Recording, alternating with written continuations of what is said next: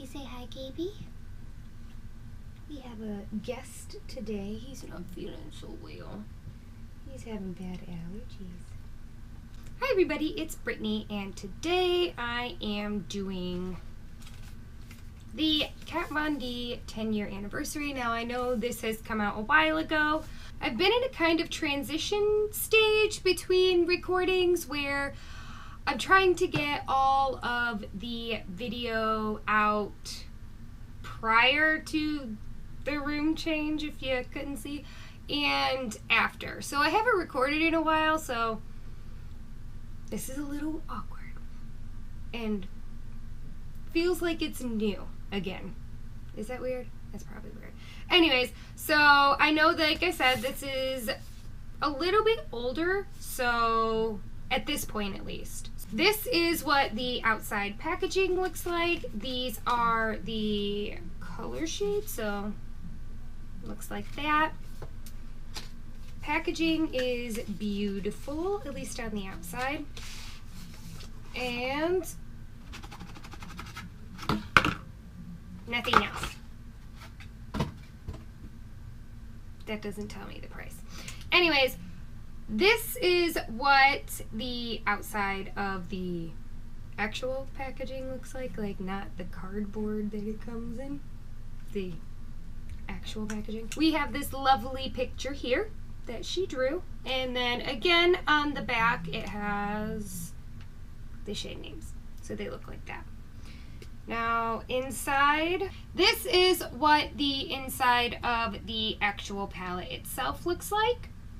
It is colorful, very beautiful. I know a lot of people are comparing this palette to this palette, which is the Mi Vida Loca, which I think was a 2015 limited edition release. This is what the inside of the, well, I'll just take that out, Mi Vida Loca looks palette. And the artwork is similar. You can definitely see the similarities between the actual artwork.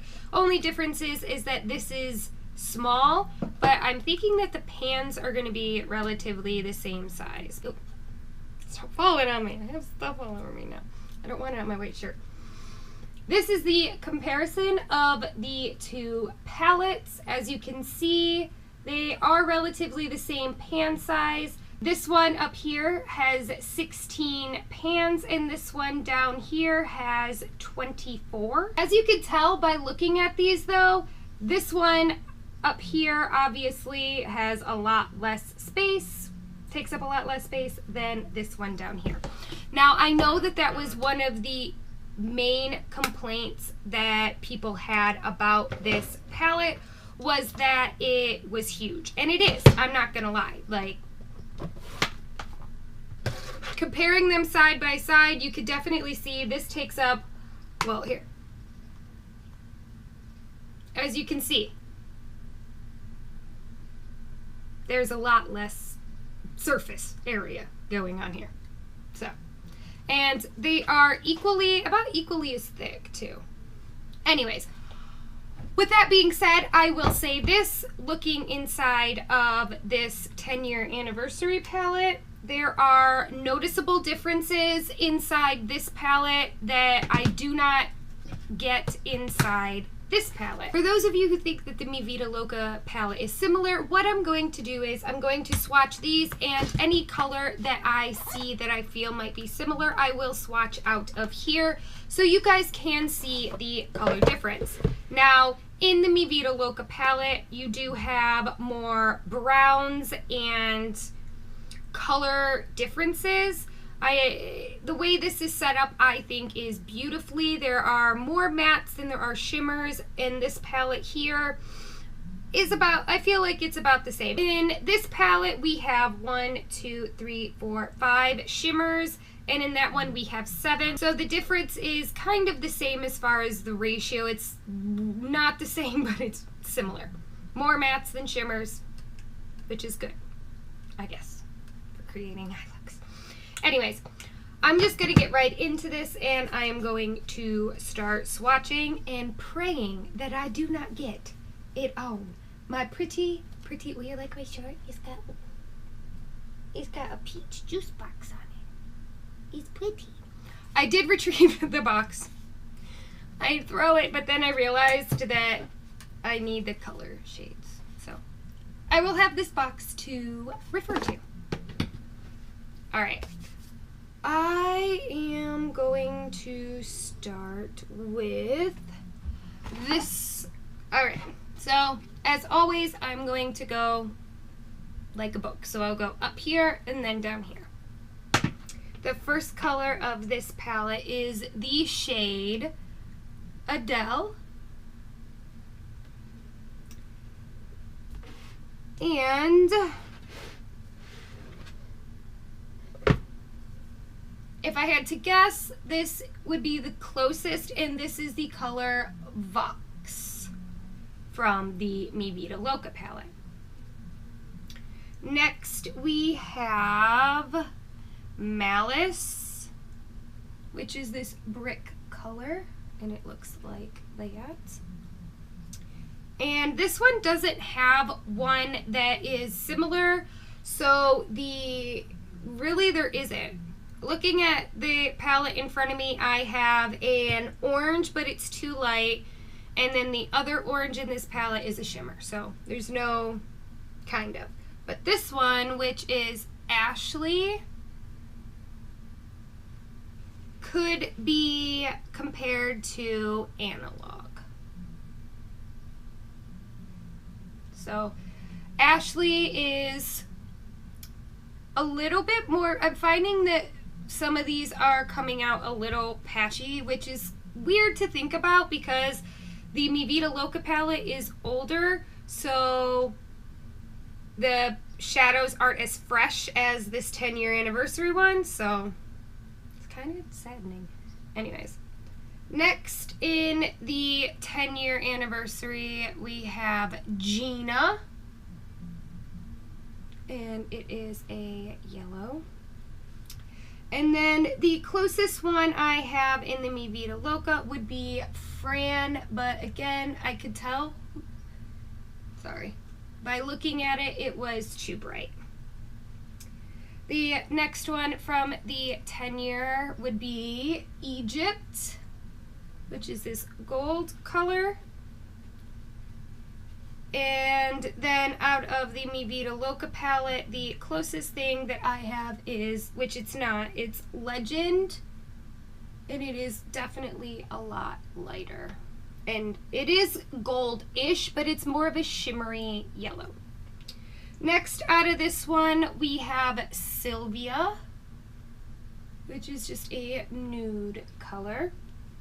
And I'm gonna go with Molder, yeah, because I think Lyric might be slightly shimmery. So I'm gonna go with Molder from the Mi Vida Loca palette, but it is again a lot lighter. The next one out of the 10-year is Lala, which is this khaki green shade. And I don't have a match for that one. And same with this one, which would be Leafer.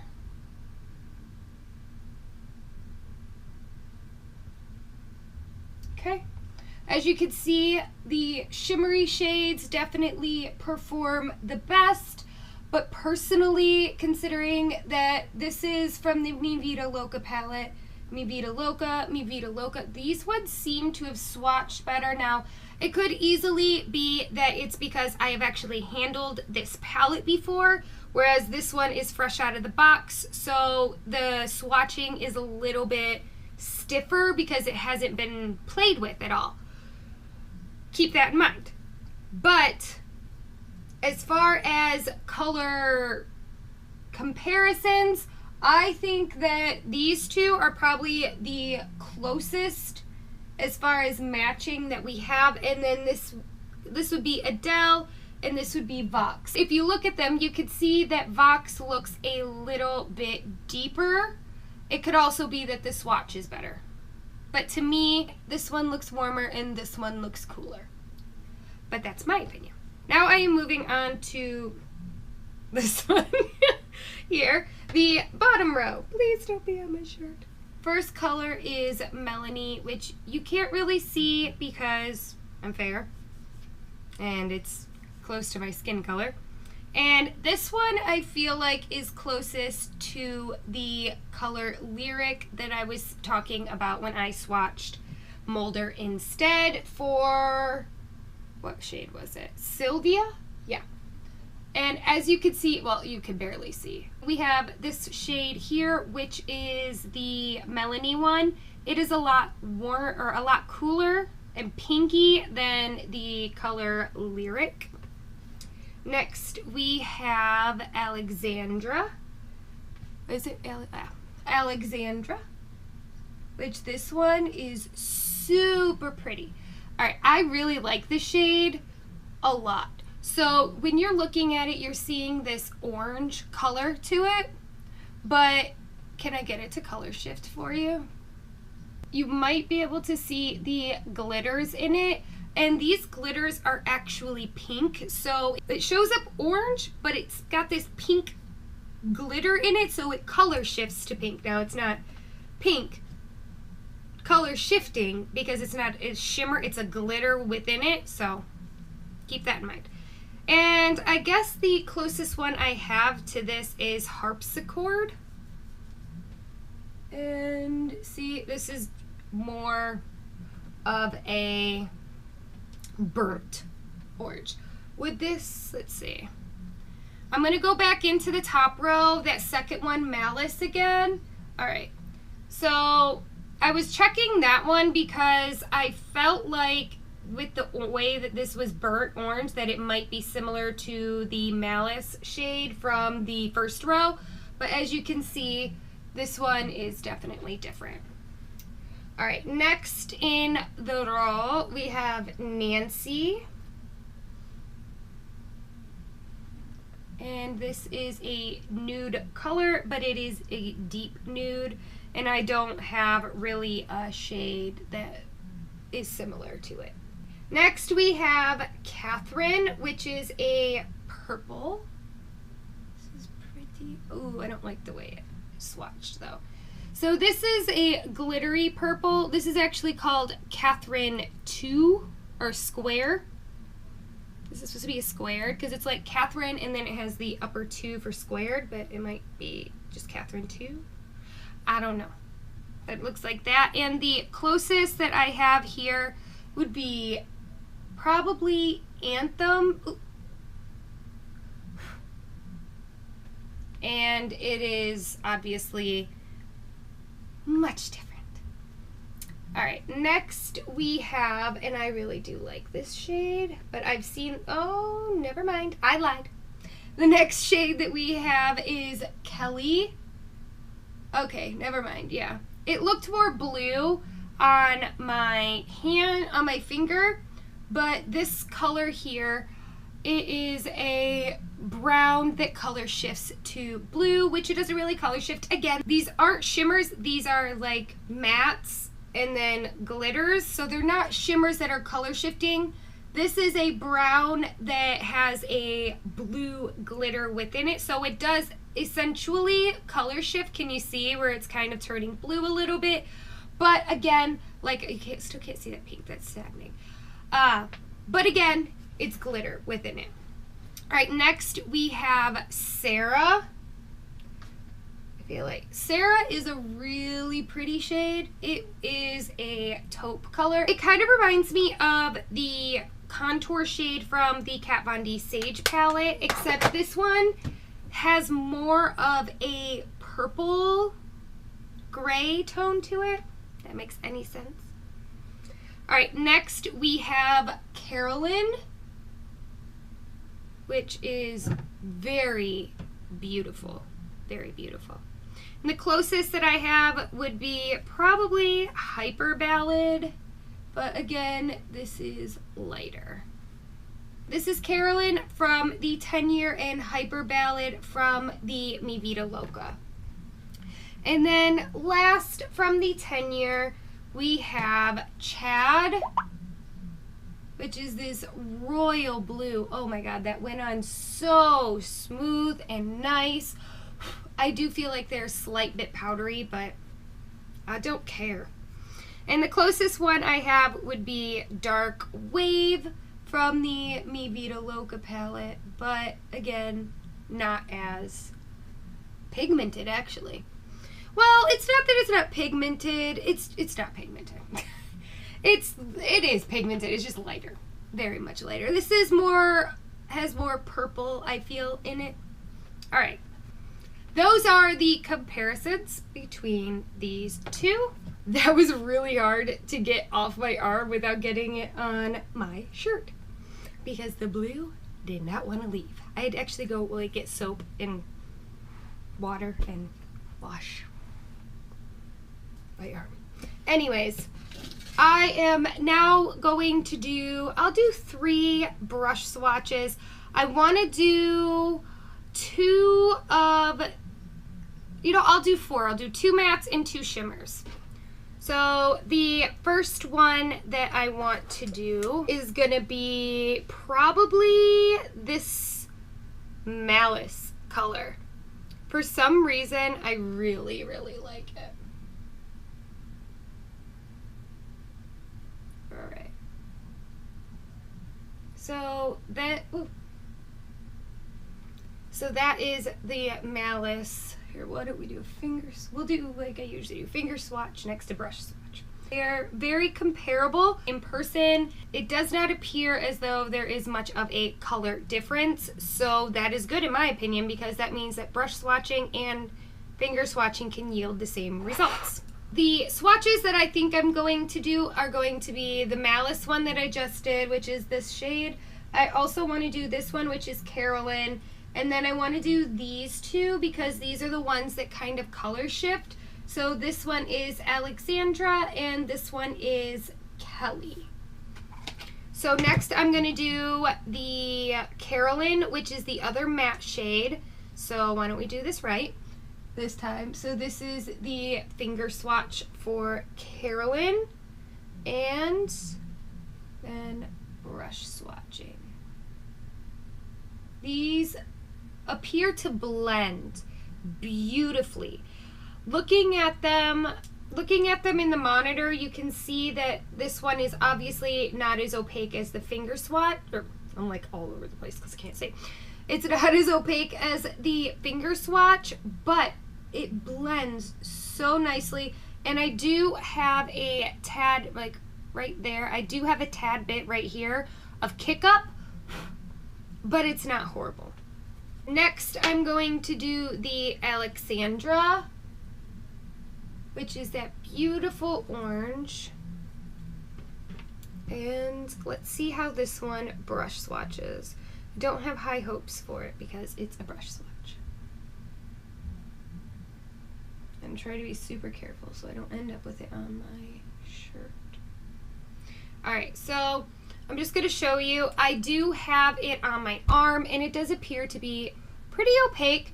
It's obviously, like I've said, not as opaque. There was definitely quite a bit of the product left on my brush, which I don't really like, but at the same time, I think it was probably mostly the glitter, because if you can see closer, you can kind of see the pink now, but if you look closely, like really close, you can see that this one has more of a texture to it because it has more glitter in it as opposed to that one. So I feel like what was left behind my brush was probably mostly glitter.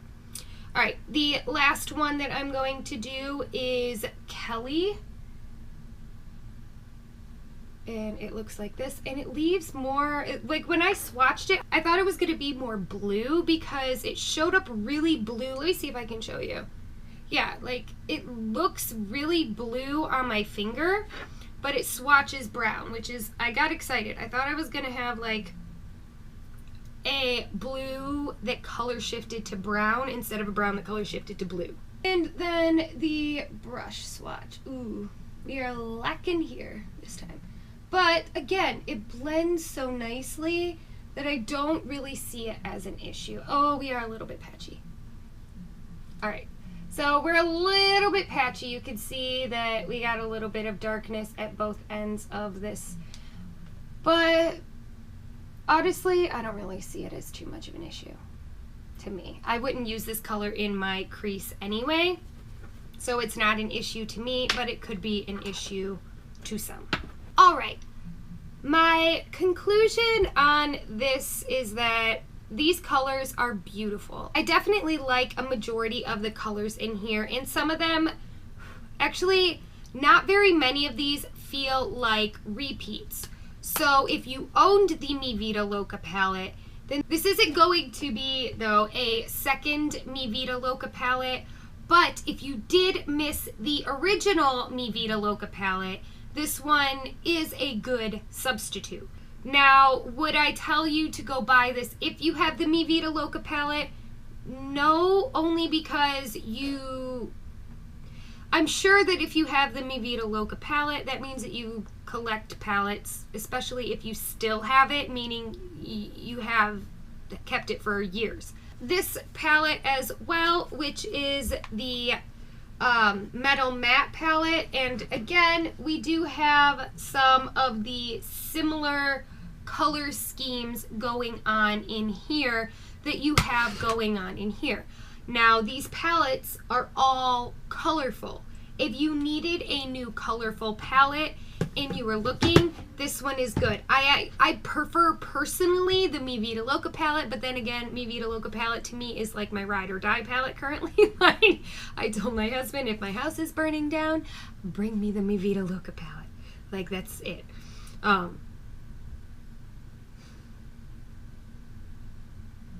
Anyways, sorry.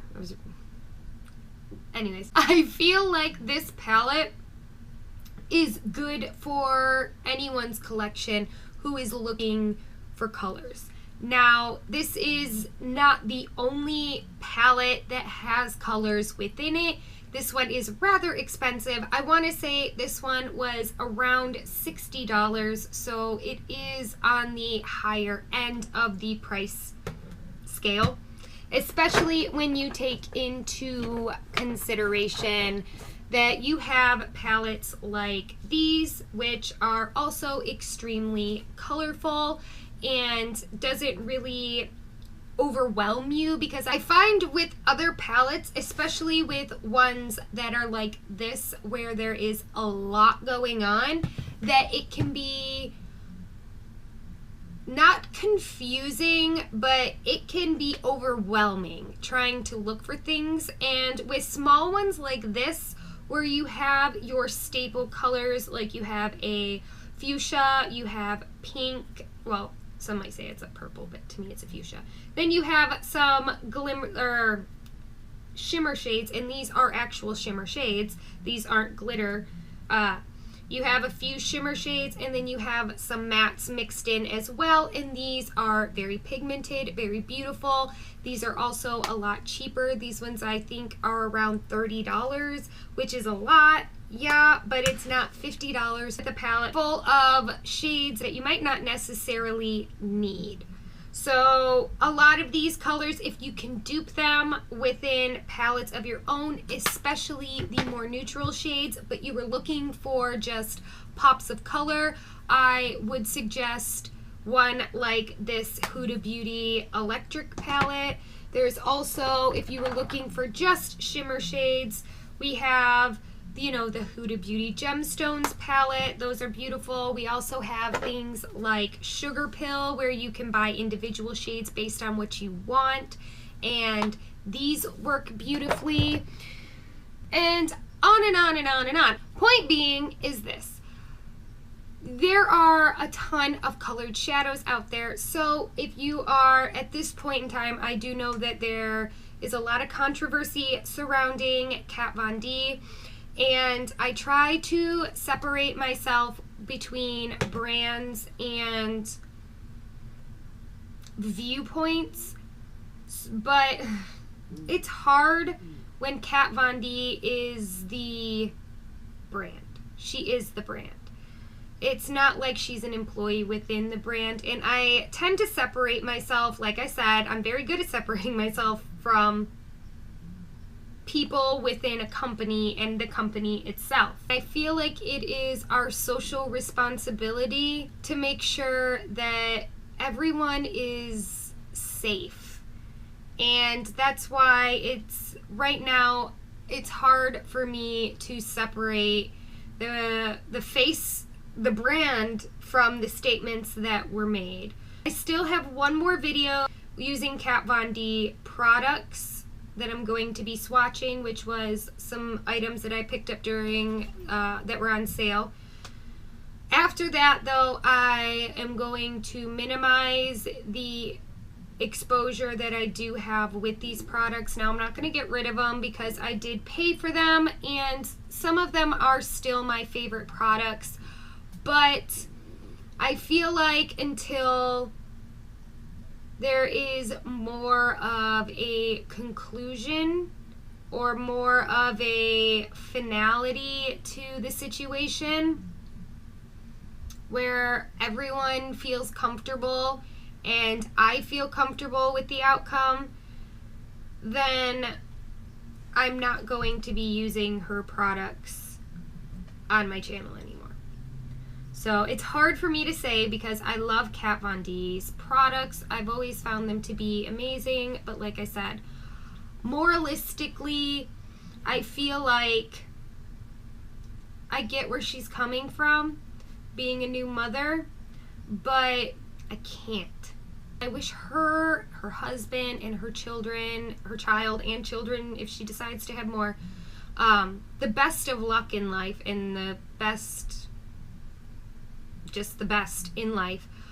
I feel like as a mother myself and having 3 children of my own and thinking what could happen if my child had an immune disorder and her child, or not even her child, but anybody's child who isn't vaccinated, coming or having these diseases that if they get sick, their bodies can fight it off, and thinking that my child could potentially not make it because that person thought they knew better than years and years of medical practice, and the fact that these were developed to extinct very severe diseases that rampaged and killed thousands of people.